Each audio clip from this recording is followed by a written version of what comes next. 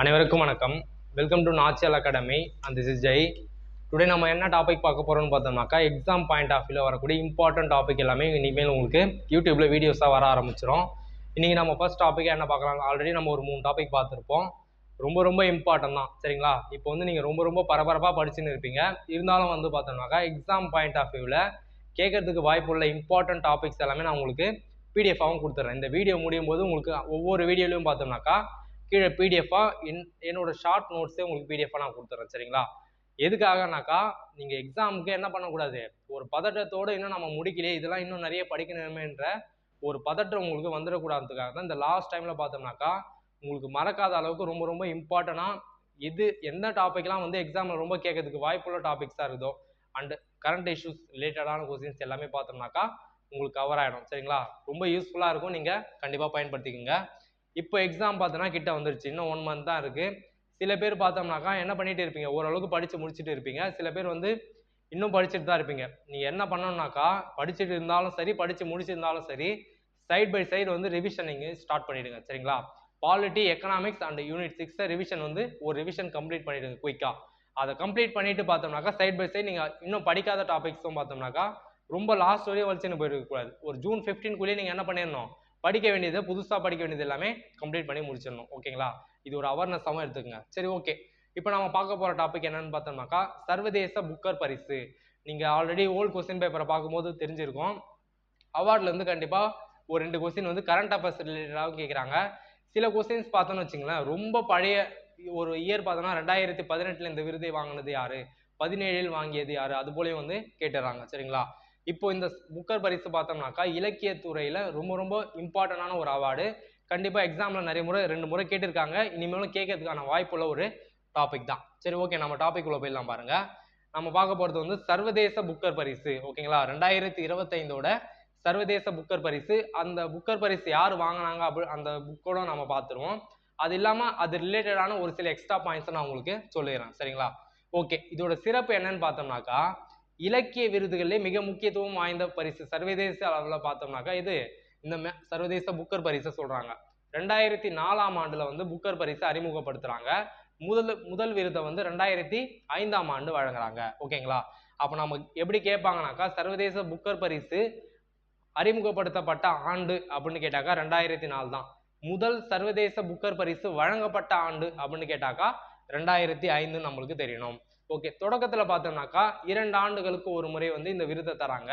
ஆனால் தற்போது 2016ஆம் ஆண்டு முதல் பார்த்தோம்னாக்கா ஆண்டுதோறுமே சர்வதேச புக்கர் பரிசை வந்து வழங்கிட்டு வராங்க. சரி, இப்போ 2025 இந்த சர்வதேச புக்கர் பரிசை யார் வாங்கினாங்க? சரி, இந்த புக்கர் பரிசு எதுக்காக தராங்கன்னு பார்த்தோம்னாக்கா ஒரு மொழிபெயர்ப்பு நூல், ஓகேங்களா? முக்கியமாக பார்த்தோம்னாக்கா ஆங்கில படைப்புகளுக்கும் ஆங்கில படைப்புல பிற மொழிகள்லேருந்து ஆங்கிலத்தில் மொழிபெயர்க்கக்கூடிய ஒரு படைப்புகளுக்கும் பார்த்தோம்னாக்கா இந்த சர்வதேச புக்கர் பரிசை வழங்குறாங்க. 2025 வந்து நம்ம இந்திய நாட்டை சார்ந்த ஒருத்தவங்களுக்கு வந்து சர்வதேச புக்கர் பரிசு கொடுத்துருக்காங்க. இவங்களோட சிறப்பம்சமும் இருக்கு. ஏன்னா சர்வதேச புக்கர் பரிசை பெற்ற 2வது இந்தியர் யாருன்னு கேட்டாக்கா இந்த பானு முஷ்டாக் அவர்கள் தான் கொடுத்துருக்காங்க, ஓகேங்களா? யாருக்கு 2025 சர்வதேச புக்கர் பரிசு கொடுத்துருக்காங்கன்னு பார்த்தோம்னாக்கா திருமதி, இவங்க வந்து ஒரு பெண், ஓகேங்களா? பானு முஷ்டாக் அவர்களுக்கு வழங்கப்பட்டிருக்கிறது. இவங்க வந்து ஒரு கன்னட எழுத்தாளர், ஓகேங்களா? கன்னட எழுத்தாளர். இவங்க எழுதின நூல் என்னன்னு பார்த்தோம்னாக்கா அசின் அண்ட் அதர் ஸ்டோரிஸ், ஓகேங்களா? அசின் அண்ட் அதர் ஸ்டோரிஸ் அப்படின்ற நூலை இவங்க எழுதுறாங்க. இதை வந்து தீபா பாஸ்தி அப்படின்றவங்க வந்து ஆங்கிலத்தில் மொழிபெயர்க்கிறாங்க. இவங்க தீபா பாஸ்தி ஆங்கிலத்தில் மொழிபெயர்க்கிறதுனால தான் பார்த்தோம்னாக்கா இவங்களோட நூல் என்ன ஆகுது, சர்வதேச அளவில் தெரியுது. அப்போ இவங்களுக்கு வந்து என்ன தராங்கன்னு பார்த்தோம்னாக்கா சர்வதேச புக்கர் பரிசை தராங்க. ஓகே, நம்மளுக்கு இதில் என்ன தெரியணும் இம்பார்ட்டன்ட் டாபிக்னு பார்த்தோம்னாக்கா ரொம்ப இந்த பாயிண்ட்ஸ் எல்லாமே ரொம்ப இம்பார்ட்டன்ட் தான், ஓகேங்களா? 2025 சர்வதேச புக்கர் பரிசு யாருக்கு தராங்கன்னு பார்த்தோம்னாக்கா திருமதி பானு முஷ்டாக் அவர்களுக்கு தராங்க, கன்னட எழுத்தாளர். அவங்க எழுதின நூல் என்னன்னு பார்த்தோம்னாக்கா அசின் அண்ட் அதர் ஸ்டோரிஸ். இதை ஆங்கிலத்தில் யார் மொழி பெயர்த்தது அப்படின்னு பார்த்தோம்னாக்கா தீபா பாஸ்தி. என்னன்னு மொழி பெயர்க்கிறாங்கக்கா ஹார்ட் லேம்ப் அல்லது இதய விளக்கு, ஓகேங்களா? ஹார்ட் லேம்ப் அப்படின்றாங்க. ஹார்ட் லேம்ப்ன்ற இதுல அவங்க மொழி பெயர்க்கிறாங்க. இது எப்படி கேட்டிருப்பாங்கன்னு பார்த்தோம்னாக்கா இந்த அசின் அண்ட் அதர் ஸ்டோரிஸ் கேட்காம 2025 சர்வதேச புக்கர் பரிசை வென்ற நாவல் எதுன்னு கேட்டாக்கா இது ஒரு சிறுகதை இது. ஓகேங்களா? ஹார்ட் லேம்ப் அல்லது இதய விளக்கு. ஹார்ட் லேம்ப்னு இங்கிலீஷ்லயும் கொடுத்துருவாங்க, இல்ல தமிழ்லயும் பார்த்தோம்னாக்கா ஹார்ட் லேம்ப் அப்படின்னு கொடுத்துருவாங்க. இது எல்லாமே ரொம்ப ரொம்ப நீங்க எக்ஸாம்ல வந்து ஆல்ரெடி எழுதுனவங்களுக்கு தெரிஞ்சிருக்கும். மைனர் மிஸ்டேக் நம்ம பண்ணக்கூடிய இடம் இதுதான். சரிங்களா?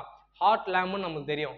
அவங்க கேட்கக்கூடிய விதங்கள் பார்த்தோம்னாக்கா இங்கிலீஷ்லயும் கேட்டுடலாம், ஹார்ட் லேம்ப்னு HEART அப்படி போட்டு கேட்டுடலாம். தமிழ்ல இது போல ஹார்ட் லேம்ப் அப்படின்னு கேட்டுடலாம், அல்லது இதய விளக்கு அப்படின்னு கேட்டாலும் நம்மளுக்கு குழம்பாம நம்ம ஆன்சர் பண்ணணும். ஓகேங்களா? சரி, இந்த நாவல் எதை பத்தி சொல்லுதுன்னு பார்த்தோம்னாக்கா இந்த சிறுகதை வந்து தென்னிந்தியாவில் வாழக்கூடிய முஸ்லிம் பெண்கள் அன்றாட வாழ்வில் அவங்க சந்திக்கக்கூடிய சவால்களை தான் பார்த்தோம்னாக்கா இந்த ஹார்ட் லேம்ப் இதய விளக்குன்ற நாவல் வந்து நம்மளுக்கு சொல்லுது. சரி, ஓகே. இவங்க வந்து 2வது புக்கர் பரிசு பெற்ற இந்தியர்னு நம்ம சொல்லிட்டோம். இன்னொரு சிறப்பு என்னன்னு பார்த்தோம்னாக்கா புக்கர் பரிசு பெற்ற முதல் கன்னட எழுத்தாளரும் யார் தான்? இந்த பானு முஸ்தாக் அவர்கள் தான். ஓகேங்களா? இது ரொம்ப ரொம்ப இம்பார்ட்டன்ட் தான், இதை பார்த்துங்க. இதுக்கு முன்னாடி எக்ஸ்ட்ரா பாயிண்டா நம்ம என்ன பார்க்கலாம்னு பார்த்தோம்னாக்கா இதுக்கு முன்னாடி யார் இந்தியா சார்பில் சர்வதேச புக்கர் பரிசை வாங்கினாங்க அப்படின்னு பார்த்தோம்னாக்கா திருமதி கீதாஞ்சலி ஸ்ரீ 2022 இந்தியாவிற்கான முதல் சர்வதேச புக்கர் பரிசை பெற்றவர் யாருனாக்கா திருமதி கீதாஞ்சலி ஸ்ரீ. அவங்க எழுதின சிறுகதை என்னன்னு பார்த்தோம்னாக்கா மணல் கல்லறை. ஓகேங்களா? மணல் கல்லறை அல்லது டோம்ப் ஆஃப் சாண்ட். ஓகேங்களா? Tomb of sand. இப்போ வந்து 2025 வந்து சர்வதேச புக்கர் பரிசை இந்தியா வாங்கியிருக்காங்க. ஓகேங்களா? அப்போ வந்து இதையே கேட்காம 2022 இதுக்கு முன்னாடி வாங்கினாங்க பாத்தீங்களா கீதாஞ்சலி ஸ்ரீ, அவங்க சார்பான கேள்விகள் வர்றதுக்கான வாய்ப்புகளும் இருக்கு. டாபிக் வந்து சர்வதேச மேன் புக்கர் பரிசு இதுல இருந்து கேட்டுருவாங்க. ஏன்னா இந்தியா சார்பில் ஒருத்தவங்க இந்த பரிசு இலக்கியத்துறையோட மிக உயரிய விருதான இந்த விருதை இந்தியா சார்பில் ஒருத்தர் வாங்கும்போது அந்த இடத்துல இருந்து ஒரு கேள்விகள் வந்து கண்டிப்பா எடுக்கிறதுக்கான வாய்ப்புகள் வந்து இருக்கு. ஓகேங்களா? அதுக்காக தான் நான் உங்களுக்கு இந்த டாபிக் கொண்டு வந்திருக்கேன். ஓகே, சர்வதேச புக்கர் பரிசை வென்ற முதல் இந்தியர் அல்லது முதல் இந்திய நூல் எதுன்னு கேட்டாக்கா முதல் இந்தியர்னாக்கா கீதாஞ்சலி ஸ்ரீ 2022 அவங்க எழுதின சிறுகதை வந்து மணல் கல்லறை அல்லது டோப் ஆஃப் சாண்ட். ஓகேங்களா? இதை மொழிபெயர்த்தது வந்து மொழிபெயர்ப்பு நூல் வந்து டெய்சி ராக்வெல் அப்படின்னு அவங்க எழுதியிருப்பாங்க. கீதாஞ்சலி ஸ்ரீ வந்து டெய்சி ராக்வெல் வந்து எழுதியிருப்பாங்க, அதை வந்து இவங்க வந்து மொழிபெயர்த்திருப்பாங்க. ஓகே, சரி. நம்ம 2022 எந்த நாவல்னு நம்ம பார்த்துருவோம். என்னன்னாக்கா மணல் கல்லறை. 2023 எக்ஸ்ட்ரா பாயிண்டா வந்து பொறுத்துகளை மேட்ச் த ஃபாலோவிங்களோ இல்ல 2022 சர்வதேச புக்கர் பரிசு வாங்கிய நூல்ல இது எல்லாமே ஆப்ஷன்ல இருக்கும்போது நம்ம ஈஸியா தெரிஞ்சுக்கலாம்ன்றதுக்காக நான் உங்களுக்கு எக்ஸ்ட்ரா ஒரு 2 பாயிண்ட் கொண்டு வந்திருக்கேன். என்னன்னாக்கா 2023 டைம் அப்படின்ற ஒரு சிறுகதை வந்து சர்வதேச புக்கர் பரிசை வாங்கியிருக்கு. 2024 வந்து கைரோஸ். 2025 இப்போ பானு முஸ்தாக் எழுதிய வந்து ஹார்ட் லேம்ப் அப்படின்ற சிறுகதை வந்து சர்வதேச புக்கர் பரிசை வாங்கியிருக்கு. ஓகேங்களா? சரி, இது வந்து உங்களுக்கு ரொம்ப ரொம்ப இம்பார்ட்டன்ட் டாபிக். இது உங்களுக்கு ரொம்ப புரியன்றதுக்காக நான் ரொம்ப பொறுமையாக தான் உங்களுக்கு நடத்தியிருப்பேன். வர வீடியோஸ் எல்லாமே பார்த்தோம்னாக்கா ரொம்ப தெளிவாக பொறுமையாக தான் உங்களுக்கு நடத்த போகிறேன். சரிங்களா? வீடியோஸ் பார்த்தோம்னாக்கா ஒரு நாளைக்கு ஒரு டாபிக் தான் இல்லாமல் உங்களுக்கு டைம் கிடைக்கும் போது 2-3 வீடியோஸாக கூட டக்குன்னு வந்துடும். எல்லாமே ரொம்ப சின்ன சின்ன வீடியோஸாக தான் இருக்கும். ஆனால் டாபிக்ஸ் பார்த்தோம்னாக்கா ரொம்ப ரொம்ப இம்பார்ட்டன்ட் டாபிக்ஸ் தான். பிடிஎஃப் வந்து நான் உங்களுக்கு டிஸ்கிரிப்ஷனில் வைக்கிறேன். என்ன பண்ணலாம், நீங்கள் எடுத்து ஒரு முறை ரெஃபர் பண்ணிக்கலாம். எக்ஸ்ட்ரா பாயிண்ட்ஸாக நீங்கள் ஏதாவது படிக்கணும்னாக்கா இந்த டாபிக்லேருந்து நீங்கள் கலெக்ட் பண்ணி படிச்சுங்க. ஓகேங்களா? இந்த வீடியோ உங்களுக்கு பிடிச்சிருந்தா லைக் பண்ணுங்கள், உங்கள் ஃப்ரெண்ட்ஸ் எல்லாருக்குமே ஷேர் பண்ணுங்கள். அண்ட் புதுசாக நம்ம சேனலை பார்க்குறவங்க சப்ஸ்கிரைப் பண்ணி ஒரு சப்போர்ட் பண்ணலாம். Okay, thank you.